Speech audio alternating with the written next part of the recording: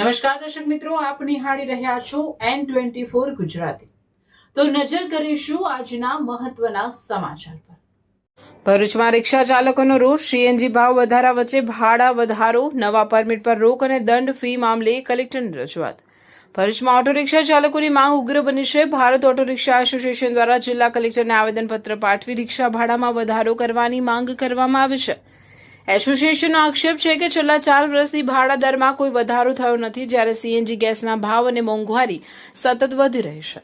રિક્ષા ચાલકોના જણાવ્યા મુજબ વર્ષ 2022 પછી આજ દિન સુધી ભાડા દર યથાવત રાખવામાં આવ્યા છે, જેના કારણે રોજિંદી આવક પર સીધી અસર પડી રહી છે।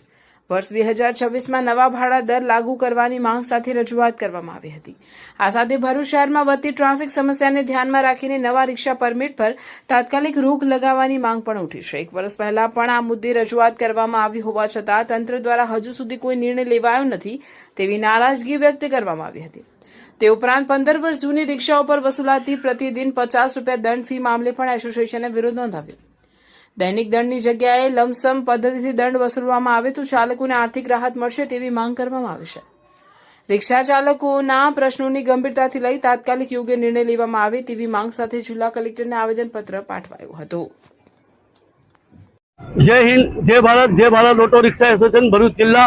આજે અમે બધા રિક્ષા ચાલકો એકત્ર થયા છે કલેક્ટર સાહેબને આવેદનપત્ર આપવા માટે કે સીએનજી ગેસનો જે ભાડો વધે છે, 8-8, 10-10 દિવસમાં 3 ને 4 રૂપિયા વધારે છે, આજે 92 રૂપિયા જેવા થઈ ગયા છે। અમે રજૂઆત કરવા આવ્યા છે બધા રિક્ષા ચાલકો મળીને કે અમને ગેસ ભાડાના હિસાબે અમને રિક્ષાનો ભાડો વધારવામાં આવે।